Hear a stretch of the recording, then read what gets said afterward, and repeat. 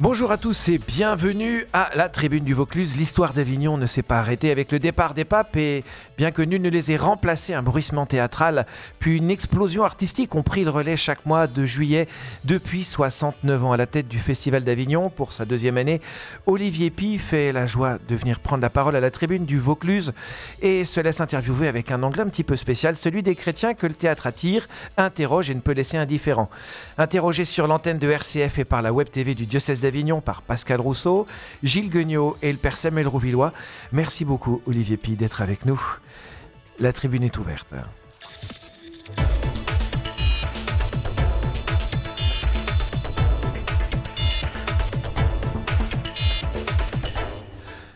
Bonjour Olivier Py. Bonjour. Merci beaucoup d'être avec nous aujourd'hui pour cette émission.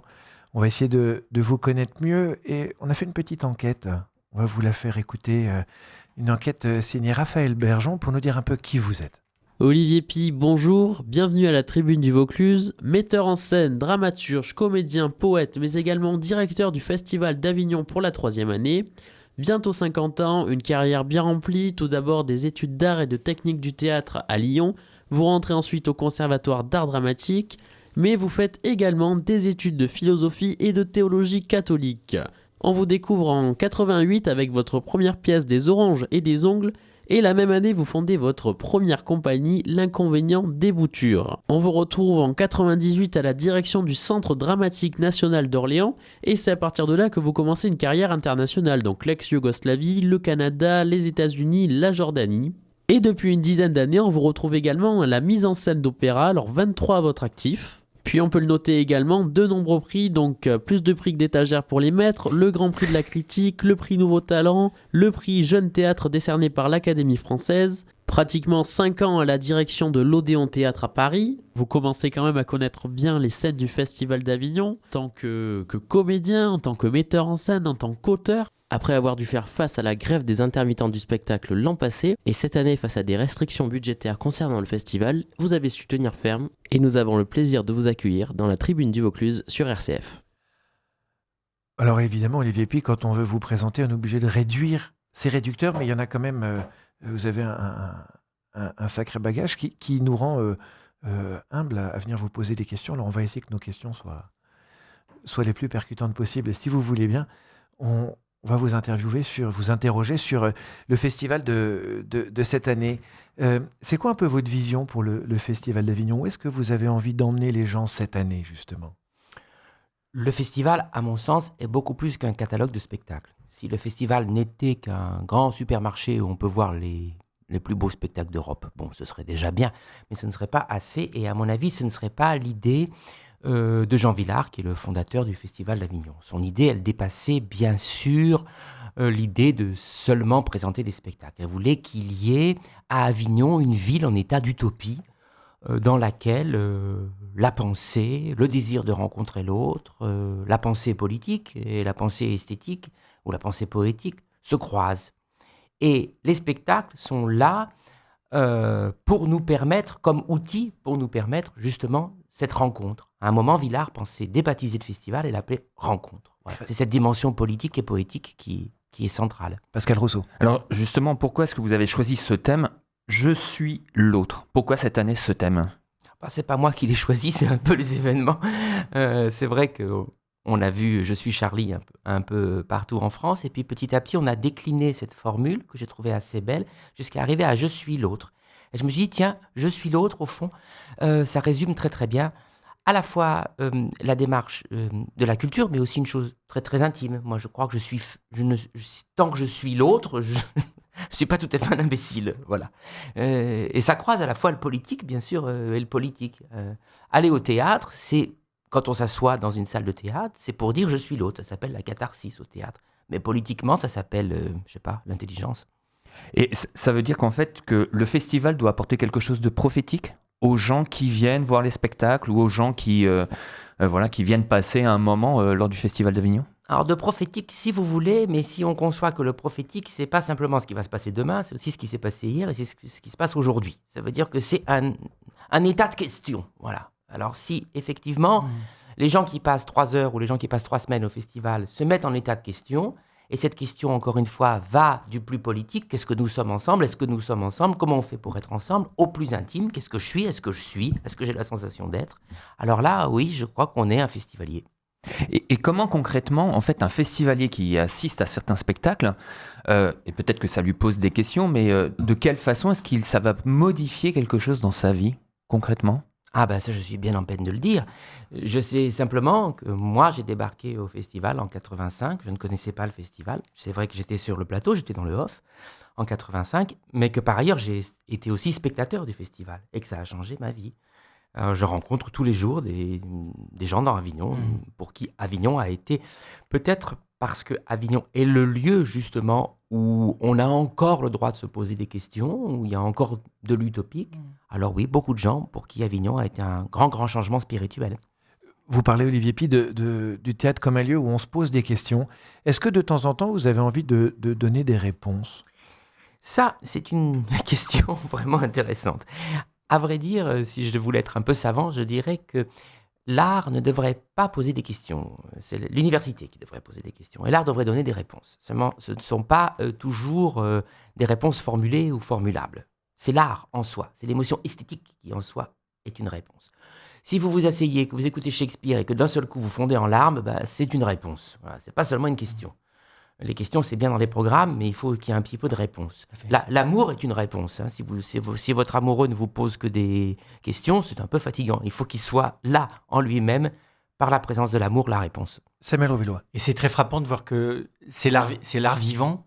Moi, j'ai été très frappé parce qu'effectivement, cette plongée dans le festival, là où ça nous change profondément, à la différence, entre guillemets, des arts plastiques, c'est que la réponse, ou le chemin vers une réponse, elle m'est donnée par des gens vivants qui sont directement face à moi. Donc, est-ce qu'il y a une rencontre entre le metteur en scène, les comédiens et le spectateur et puis, quelle est la différence, puisque vous avez expérimenté les deux, entre la rencontre du metteur en scène, qui est quand même en arrière-fond, et puis le comédien? On a le sentiment que vous n'êtes pas exposé aux spectateurs et que vous n'avez pas le même type de rencontre avec eux. Il est vrai qu'on regarde un tableau seul, qu'on va souvent à une expo seul, qu'on va au cinéma seul, qu'on écoute un disque seul, la plupart du temps, ou à deux, mais enfin souvent seul. C'est tout à fait différent le théâtre. Quelqu'un qui rentre dans la cour du Palais des Papes et qui voit ce mur de spectateurs, c'est 2000 personnes. D'un seul coup, il se rend compte qu'il a sa place dans la cité. C'est ça qu'on essaie d'offrir aussi à des publics défavorisés. Pas simplement voir un spectacle, mais simplement être là et sentir physiquement qu'on a sa place dans l'assemblée. Après, les rapports entre le metteur en scène et l'acteur, oh là là, c'est une grande question. Pascal Rousseau va rebondir justement sur cet aspect du public défavorisé que vous venez d'aborder. Alors, juste avant, en fait, est-ce que culture est automatiquement lien avec politique pour vous ? Oui, évidemment. Et pourquoi ? Parce que c'est la politique qui est dans la culture. Un parti politique, c'est de la culture. Des idées, c'est de la culture. Tout ça, c'est de la culture. Donc, est-ce que ça, à condition qu'on ne considère pas culture comme un petit rayon à la fois tourisme, patrimoine et divertissement. Si on considère que la culture, c'est le sens de la vie, oui, forcément, il faut que la politique entre dans la culture. Et à ce moment-là, politique, pas simplement que parti politique, mais politique comme gestion de la vie de la cité. Oui, vous avez raison, ce mot politique est quand même très très déplumé depuis quelque temps. J'entends beaucoup de gens qui me disent Olivier, j'espère que vous n'allez pas faire de la politique. Alors je leur dis, mais ça fait très longtemps que je fais de la politique. Mais parce que pour eux, la politique, ça veut dire politicien. Donc ça veut dire le clientélisme, ça veut dire les intrigues de palais, tout ça, tout ce qui est absolument nauséeux dans la politique et qui tue le politique dans la politique. Ce que je reproche le plus aux hommes politiques aujourd'hui, c'est de ne pas faire de politique. Alors pour revenir justement sur ce côté proximité du festival avec population qui n'a pas forcément accès à la culture, vous avez mis en place cette opération du 4-40, donc 40 € pour 4 spectacles, et avec une volonté de vouloir faire venir beaucoup plus facilement les populations jeunes. Pourquoi est-ce que c'est si compliqué de faire venir ces populations jeunes, puisque, vous l'avez dit lors de votre conférence de presse, 3 ou 4% seulement d'augmentation sur cette population-là? Alors, c'est pas très compliqué, il suffit de le faire, c'est tout. 3 ou 4%, c'est énorme, d'une année à l'autre. C'est énorme. Si on fait 4% par an, dans 4 ans, c'est gigantesque. Donc 4% en termes de chiffres, pour nous, c'est beaucoup. Et puis voilà, il faut le faire. Ce que je crois, c'est que le rajeunissement du public a aussi une part de métissage social. C'est-à-dire qu'une façon de faire du métissage social dans les salles, et qu'on ne se retrouve pas entre bourgeois, ça passe aussi par le rajeunissement du public. C'est qu'en fait, à l'heure actuelle, la population des spectateurs qui viennent, c'est connotation, ou étiquette un peu bourgeoise. Elle a cette étiquette-là, mais ce n'est pas vrai. Ça n'est pas vrai du tout, à vrai dire. Les élites, d'abord, ne viennent pas beaucoup au théâtre. Les élites ne vont pas beaucoup au théâtre. Les élites sont de moins en moins cultivées, de toutes les façons. Donc, ils vont quelquefois à l'opéra quand c'est des élites financières, mais en général, ils ne vont pas beaucoup au théâtre. Les élites politiques, pas du tout. Ils ne viennent pas du tout. Je peux les compter sur les doigts, les hommes politiques qui sont venus au Festival d'Avignon l'année dernière. Sur les doigts d'une main, même. Donc, voilà, ils pensent d'ailleurs que le peuple ne s'intéresse pas au théâtre, puisque eux ne s'intéressent pas au théâtre. Du coup, c'est pas des élites d'ailleurs. Du coup, c'est pas des élites, c'est juste je ne sais pas, des êtres de pouvoir. Des êtres de pouvoir ou des êtres souvent de communication, mais qui ne s'intéressent pas non plus au pouvoir. Les élites de la com ne s'intéressent pas beaucoup non plus au théâtre. Donc c'est faux. Cette idée que c'est pour les bourgeois, c'est tout à fait faux. Le gros, c'est l'éducation nationale, le gros du public. Voilà, c'est cette classe. Et souvent, c'est un lumpenprolétariat du monde de la culture et de l'éducation. Et justement, l'idée que le festival est de temps en temps, je ne veux pas dire réservé, mais en tout cas concerne des gens qui se posent des questions que d'autres ne se posent pas. C'est-à-dire non pas une élite automatiquement sociale, mais aussi avec des questionnements étonnants que pose le festival de temps en temps. On se pose la question, mais où ils veulent en venir? C'est quoi cette question? On a l'impression qu'il y a un peu de choses déstructurées même dans la pensée, et donc de fait, on ne sait pas qui c'est qui vient. Les bonnes questions, tout le monde se les pose. Hein. Les bonnes questions ne sont pas posées à l'université, elles sont posées dans la vie. Et par tout le monde. Si c'est des bonnes questions, tout le monde se les pose. Un enfant de 4 ans et de toutes les classes sociales, on se pose des questions fondamentales. Sur la difficulté esthétique, je dirais que c'est faire honneur au public, toujours. Voilà, ce n'est pas du divertissement, ce n'est pas forcément facile, et puis on a le droit de ne pas aimer, et puis on a le droit de ne pas être d'accord, et puis on a le droit d'avoir rien compris, et puis on a le droit de rencontrer quelqu'un dans un café pour lui dire « j'ai pas aimé, expliquez-moi », etc. Donc oui, le festival s'efforce depuis son origine, non pas de niveler par le bas, mais de proposer la chose la plus riche, la plus forte, la plus passionnante, et à tous. Alors justement, parfois c'est un peu compliqué. Vous dites que à ce moment-là, le festival est là pour tirer vers le haut, mais il n'empêche qu'il faut systématiquement des concepts un peu novateurs de la part des artistes, de la part des metteurs en scène. Est-ce qu'il n'y a pas un aspect un peu effrayant? Et en fait, en réécoutant votre conférence de presse, vous dites « Ah oui, un tel, c'est hallucinant, il est déjanté. » C'est-à-dire qu'en gros, il y a vraiment une certaine façon de présenter les choses, et en même temps, pour le spectateur lambda, ou qui vient pour la première fois, il peut aussi être heurté. Oui, mais enfin, je ne vais pas vous dire, c'est ennuyeux, c'est banal. Non, mais on voit ça partout, venez nombreux. Alors, si je reformule, c'est peut-être la question des concepts. On sent qu'il y a un besoin d'innover constamment, et à un moment donné, on est passé d'un théâtre qu'on pourrait dire académique à un moment des choses qui sont justement, vous dites c'est déjanté, on a perdu certaines structures. Je dis ça pas du tout d'une manière négative. Est-ce que cette avancée constante ne risque pas par moment d'effrayer les personnes, ou est-ce qu'elle est accompagnée? Non, je pense que vous avez là une vision strictement avant-gardiste. Or, l'art ne fonctionne pas comme ça. Il est beaucoup plus étrange dans son histoire. Je ne suis même pas sûr qu'il y ait une histoire de l'art, d'ailleurs. Si on imagine que l'histoire de l'art, c'est une suite d'avant-garde qui vont de plus en plus loin et qui sont de plus en plus radicales, on se trompe tout à fait sur le programme du festival. Il y a des artistes, au contraire, qui vont revenir à des formes beaucoup plus classiques, beaucoup plus conventionnelles. Ce qui ne veut pas dire qu'il n'y ait pas à l'intérieur de la subversion ou de la transgression. Il est vrai que nous essayons de présenter des artistes qui sont le présent, qui sont dans leur temps, et qui n'ont pas des esthétiques dépassées, vieillies, vieillottes, ou encore moins ennuyeuses. Ça, c'est vrai. Mais je ne pense pas que tous les artistes ne s'intéressent qu'à la déconstruction et qu'à un radicalisme qui tournerait à vide. Ça, je pense que c'est vraiment un faux procès, tout à fait faux. Enfin, tout à fait faux, il n'y a qu'à voir les spectacles. C'est ce qu'on retient. On retient ceux qui sont... les journaux et les journaux parisiens, ou les médias parisiennes retiennent les spectacles qui sont considérés comme provocateurs et qui ne sont pas nécessairement significatifs, en tout cas dans une Non, édition. même pas forcément. Par exemple, l'année dernière, Thomas Joly, son Shakespeare, qui certes durait 18 heures, mais qui était quand même une mise en scène de Shakespeare, je dirais de manière assez classique. Finalement, sur le plan formel, si ce n'est qu'il y avait toute la pièce Henri VI, la totalité de la pièce, et qu'elle fait effectivement 18 heures, mais dans un grand respect au texte. C'est pas un spectacle qui se revendiquerait de la déconstruction formelle et du radicalisme d'avant-garde. Et pourtant, il a eu un très grand succès. Bon, cependant, Gilles Guignot. vous faites des choix. Bon, vous n'êtes pas devant votre cheminée en me disant, tiens, pour 2016, je vais faire mon marché. Les choses ne se passent pas comme ça. Non, il est vrai que je fais des choix, mais ces choix s'efforcent de trouver un certain équilibre.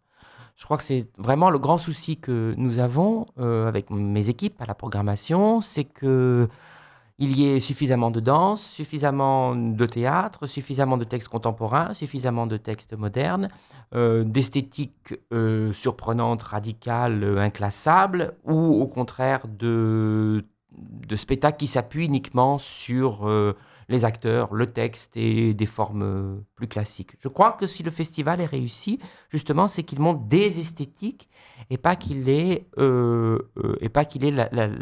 programmatif d'une chapelle esthétique. Ce serait tout à fait dommage. Donc personne ne pourra dire, après les années Olivier Py, qu'une tendance, enfin, cède à d'autres.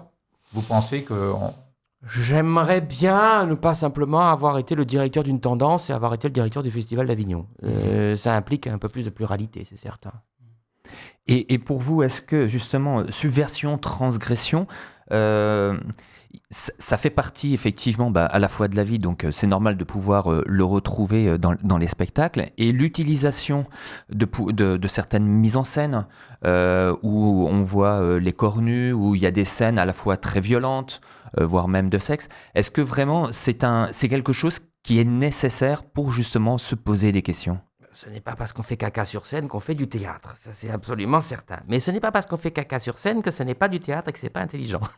Alors comment Donc c'est un peu plus complexe que ça. Alors justement, vous pouvez un peu nous éclairer là-dessus, parce que c'est un peu, voilà, pour ceux qui ne baignent pas, si vous voulez, dans ces environnements-là, ça peut paraître un peu compliqué.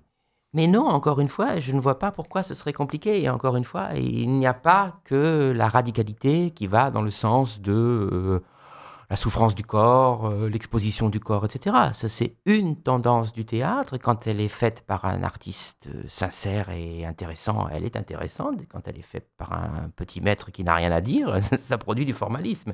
Mais je m'efforce moi-même de faire le tri et de vous proposer des spectacles auxquels je crois.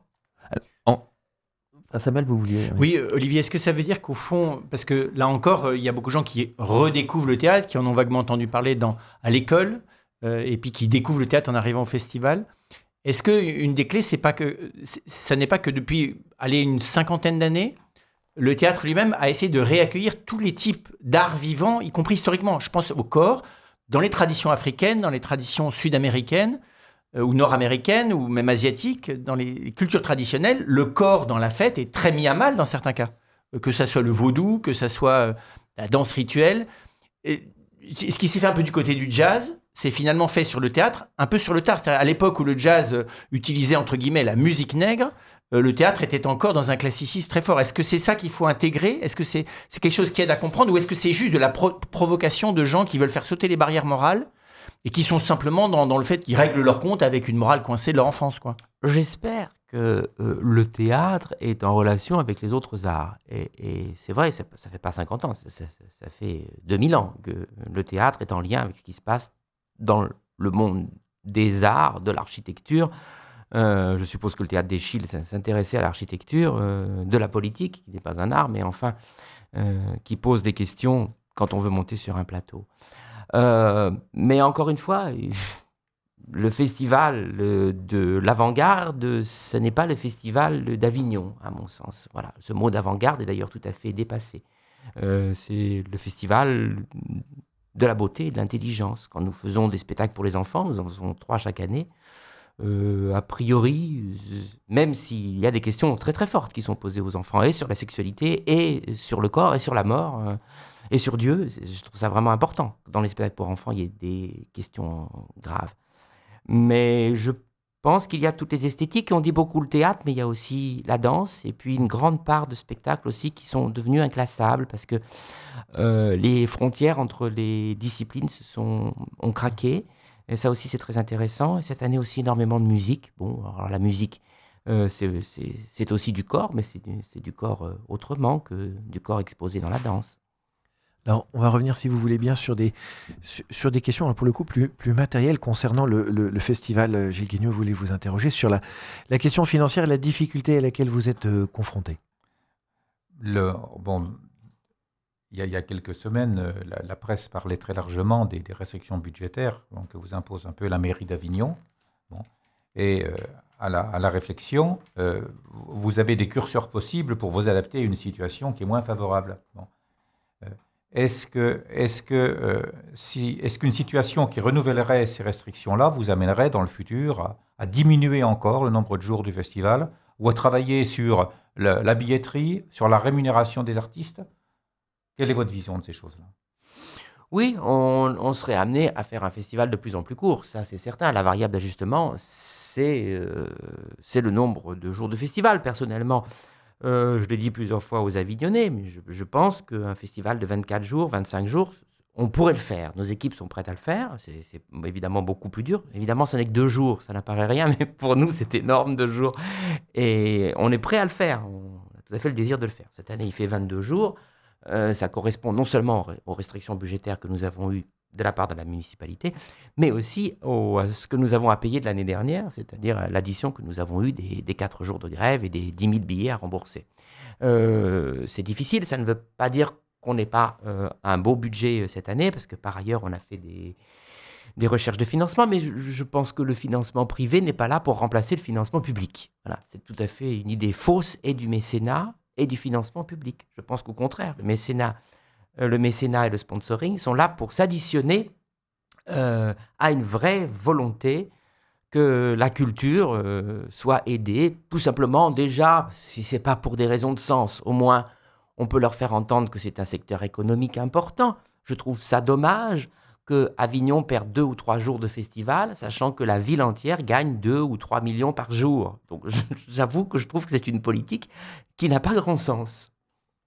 Vous avez été confronté l'an passé, justement, vous en parliez à cette grève des intermittents.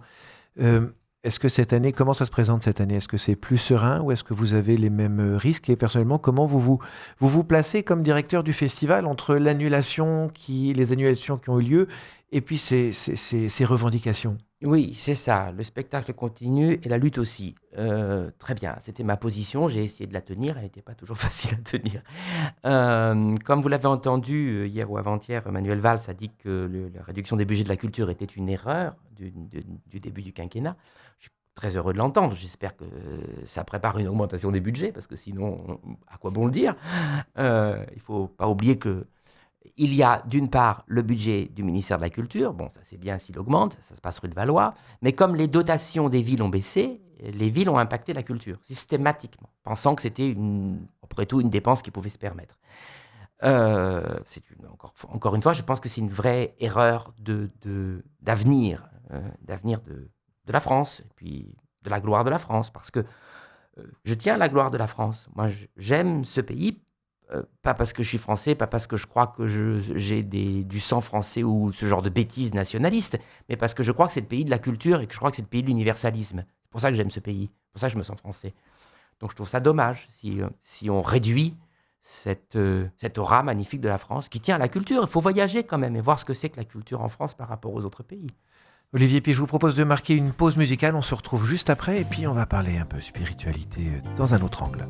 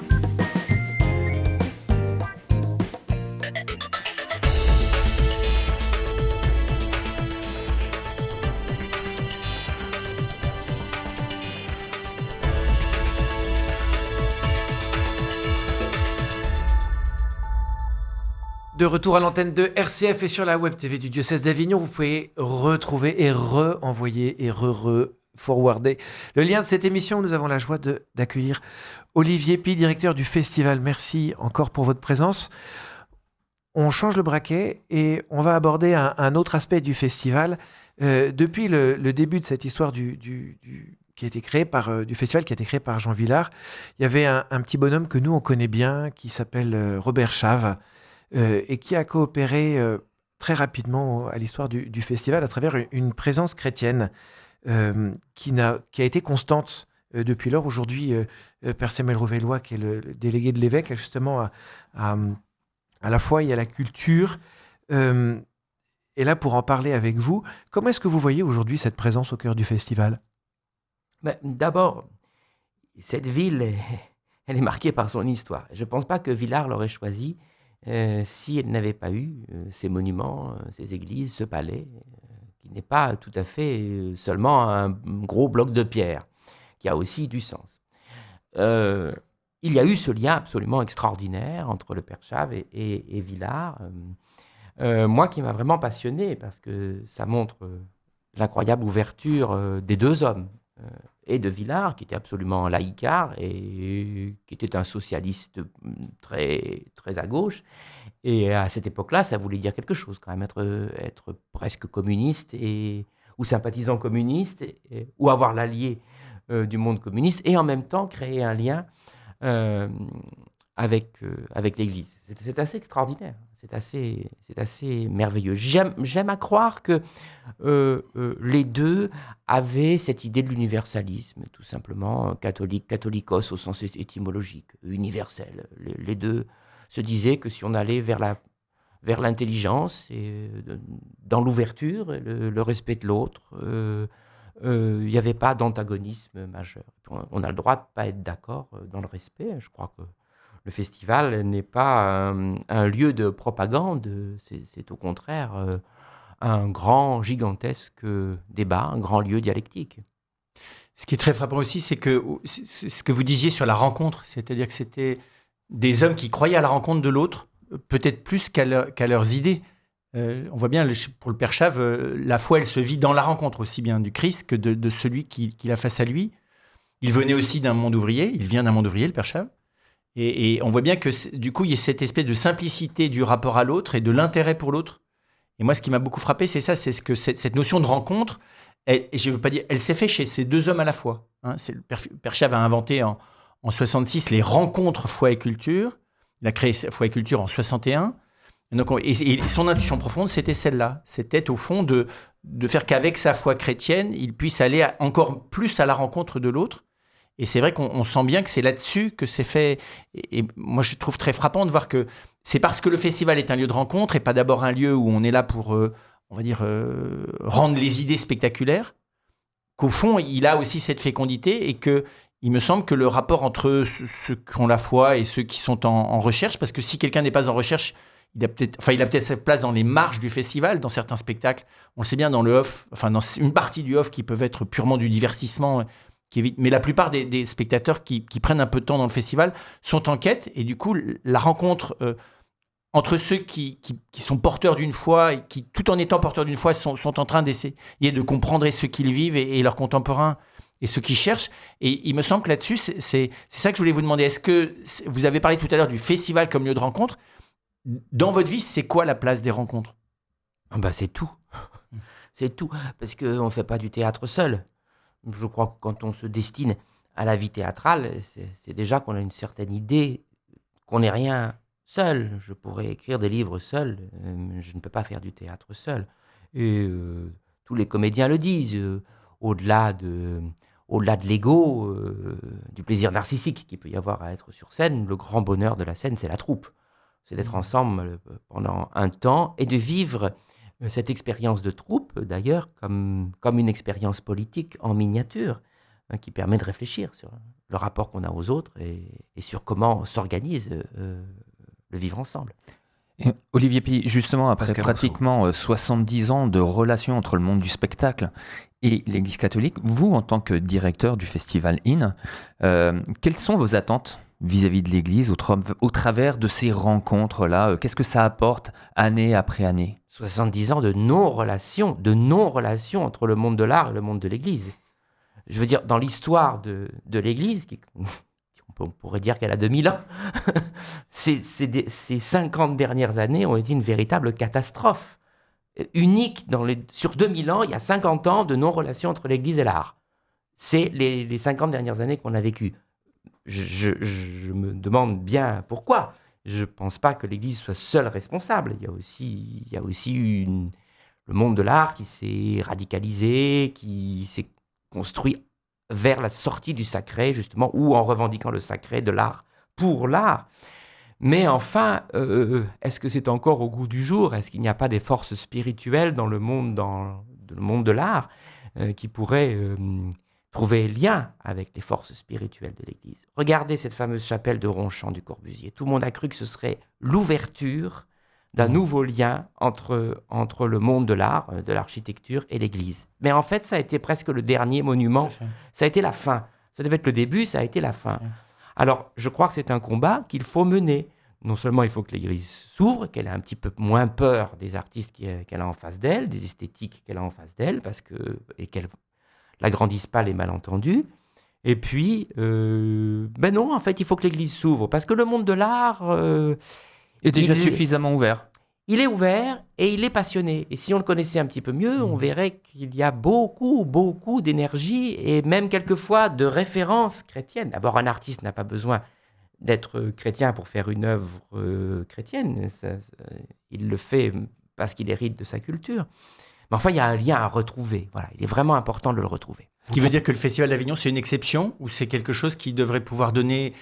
Qu'est-ce qui se vit ici précisément dans ce rapport dont vous diriez, bah oui, ça c'est...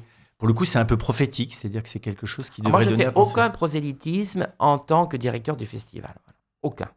Mais je ne suis pas non plus fermé. Si quelqu'un me propose un spectacle et qu'il est d'essence spirituelle, quelle qu'elle soit d'ailleurs, de quelque religion que ce soit, je suis ouvert. Mais je ne fais aucun prosélytisme dans ce domaine-là. Je ne fais du prosélytisme que pour la culture, c'est-à-dire ouverture maximale de l'écoute.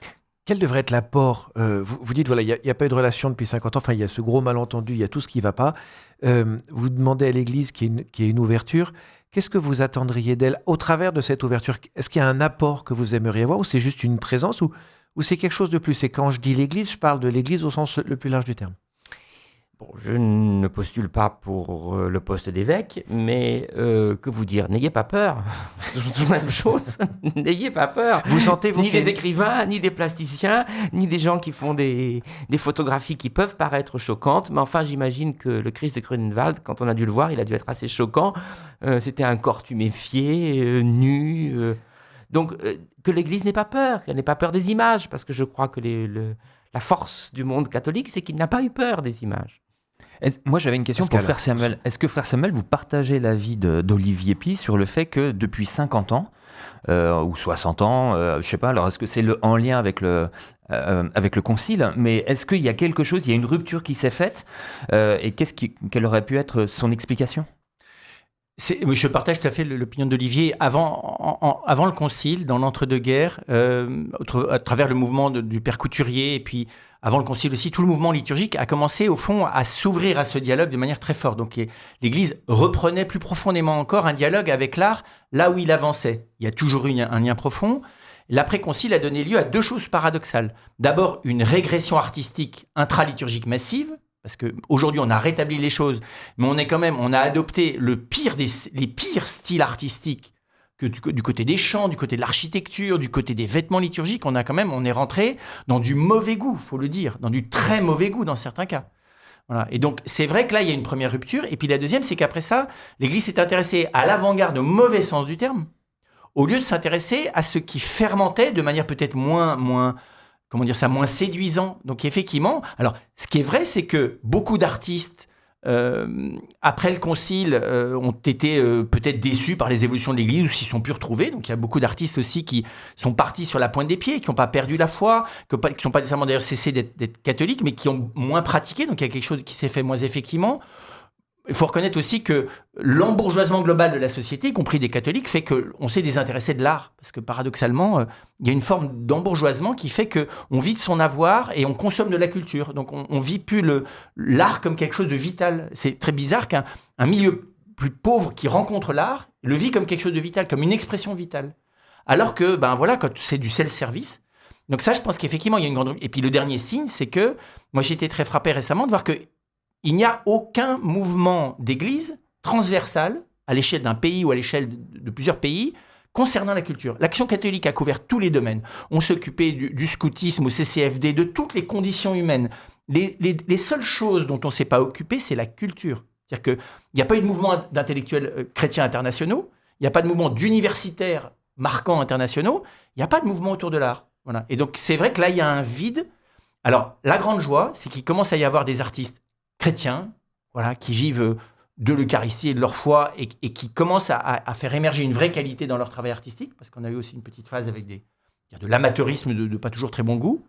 Et puis, il y a, je pense, une nouvelle génération d'artistes qui n'ont plus de compte à régler avec je ne sais pas trop quoi, l'Église ou une enfance un peu rigide, et qui se réintéressent au patrimoine chrétien avec une très grande ouverture du cœur. Donc pour moi, la rencontre, elle redevient possible. Encore faut-il qu'on la choisisse de part et d'autre comme quelque chose d'essentiel. Oui, enfin, le coming out chrétien ou catho reste Compliqué. très, très, très difficile pour un artiste. Pour un artiste et pour quelqu'un du monde du théâtre et Pourquoi? de la Parce culture en général. automatiquement, c'est une étiquette. C'est et une puis, stigmatisation immédiate. Et puis, immédiatement, on imagine que tout ce que vous dites est du prosélytisme, que tout ce que vous faites n'a qu'un seul but, c'est de convaincre de la vérité de l'Évangile. Alors, justement, en quoi est-ce que la relation qu'il peut y avoir entre le monde du spectacle à Avignon et l'Église, est-ce qu'il y a quelque chose de prophétique à pouvoir mettre en place à ce moment-là Personnellement, pour le prochain je ne le pense pas. D'abord, je ne suis pas un directeur catholique, je suis un directeur et un catholique. Je ne suis pas même un artiste catholique. Je suis un artiste et un catholique. Ça pourra m'arriver, peut-être, je le souhaite. Je souhaite y arriver un jour. Pour l'instant, je ne pense pas avoir fait une œuvre véritablement chrétienne. Il y a des thèmes chrétiens qui apparaissent dans mon œuvre, mais je ne pense pas avoir fait, comme on peut le dire de Bernanos ou de Claudel, une œuvre véritablement chrétienne. Mais il est vrai que si nous gardons à Avignon, par Avignon, pour Avignon, un petit champ d'expérimentation, même réduit, même petit, dans lequel la foi et la culture arrivent à trouver moyen de s'entendre, et je ne vois pas pourquoi elles ne s'entendraient pas, on aura accompli une petite grande chose. Et question au Père Samuel, comment l'Église peut justement chercher à dépasser un peu les freins par rapport au monde du spectacle, parce que on sait pertinemment que il y a des choses qui peuvent heurter les chrétiens. On l'a bien vu il y a 1 an et demi ou 2 avec Peace Christ. Non, moi ça m'a pas heurté. Je suis chrétien, ça m'a pas heurté du tout. Mais d'autres l'ont été. Le problème, c'est quand même que souvent dans les médias, ce sont les chrétiens les plus imbéciles qui ont la parole.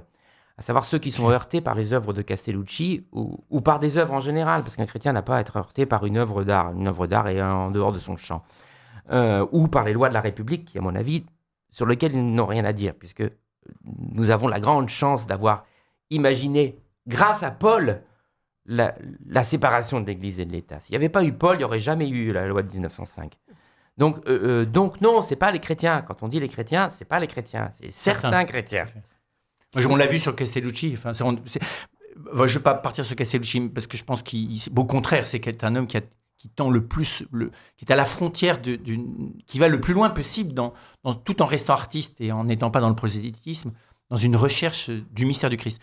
Pour répondre, pour moi, c'est exactement ce que vient de dire Olivier. C'est les petites grandes choses. C'est que je pense que ce qui n'est pas facile, c'est que l'Église n'est plus religion d'État, elle n'est plus... Très bien, les baptisés restent majoritaires dans ce pays, mais on va dire elle n'est plus culturellement dominante, elle n'est même plus culturellement majoritaire. Et donc aujourd'hui, il faut accepter que c'est dans l'expérimental, c'est dans le dialogue de personne à personne, c'est dans ce qui va se faire dans certains endroits. Alors moi, la seule chose qu'il faut souhaiter, c'est que ça se fasse plus en réseau, c'est-à-dire que tous les endroits où cette rencontre entre l'art et la foi, entre des artistes et des chrétiens, et entre des chrétiens et de l'art, tous les endroits où ça se fait, ça puisse fermenter. Il faut qu'il y ait simplement qu'on crée un espèce d'incubateur collectif et que nous, que les chrétiens qui pratiquants qui sont quand même redevenus une minorité dans ce pays, redeviennent une minorité créatrice et intelligente. Voilà. Donc pour moi, l'idée de la petite grande chose, j'aime bien. C'est que c'est pas d'abord des grands programmes. On va pas s'en sortir comme ça. Le Festival d'Avignon, d'ailleurs, c'était une petite grande chose au début. Hein. Alors Le vous en grand par- paradoxe, c'est quand même que ce soit l'après-concile qui ait provoqué cette catastrophe. Parce que a priori, dans le concile, il y a tout. Tout, Au tout à contraire, fait. pour que l'Église s'ouvre au monde contemporain, donc aussi aux artistes Tout à fait. et aux penseurs contemporains. Donc il y a tout, mais peut-être que le concile n'a pas encore été tout à fait accompli. Il commence à l'être. On sait notamment du côté de l'art. Je relisais récemment tout ce que disait le Père Congar et les dominicains qui, avant le concile, en fait, avaient anticipé tout ça. C'est très étonnant. Je relisais le Père Congar qui disait l'université ne sait plus faire de synthèse de sagesse, elle ne sait plus que donner des savoirs matériels.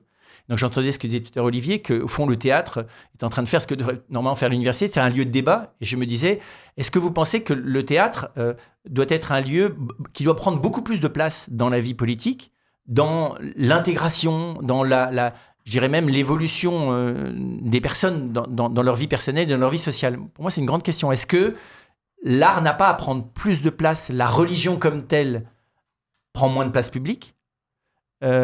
Si c'est pour être remplacé uniquement par le culte de la consommation et de l'égocentrage, est-ce qu'au fond, là, l'art, et notamment le théâtre, qui est peut-être le plus politique des arts, n'a pas à prendre plus de place? Il n'y a jamais trop de théâtre, il n'y a jamais trop de culture, il n'y a jamais trop d'intermittents, il n'y a jamais trop de festivals. Il n'y en a jamais trop. Je ne sais pas pourquoi on entend dire qu'il y en a trop. S'il y a plus d'intermittents, c'est tout simplement qu'il y a eu plus de festivals, qu'il y a eu plus d'emplois, que c'est un secteur économique qui marche. C'est pour ça qu'il y a eu plus d'intermittents. Donc il n'y en a jamais trop, évidemment. Moi, je le pense, d'autant plus qu'il faut trouver une alternative, à ce monde marchand, et que le théâtre, il s'inscrit dans l'histoire avec dignité, dans l'histoire récente avec dignité, parce qu'il a laissé une place aux poètes, il a laissé une place surtout à la dialectique et à l'échange. Donc oui, je le crois, en général, dans les dictatures, la première chose qu'on élimine, c'est le théâtre. On peut retourner les choses en sens inverse et dire qu'on a de moins en moins de dictatures et de plus en plus de démocratie quand il y a de plus en plus de théâtre. Je l'ai toujours cru. Et en même temps, est-ce qu'il ne faut pas faire attention à ce que c'est le vieux débat, c'est celui de Platon, c'est celui d'Église aussi un temps. La théâtralisation est quelque chose de capital. Est-ce qu'il ne faut pas se prévenir qu'elle devienne le tout de l'existence? Moi, je pense à la liturgie. Est-ce que la liturgie n'est pas le lieu où, précisément, la théâtralisation, parce qu'on est tous en train de jouer des rôles, et peut-être que le comédien nous le révèle et nous purifie du risque de ne jouer que des rôles.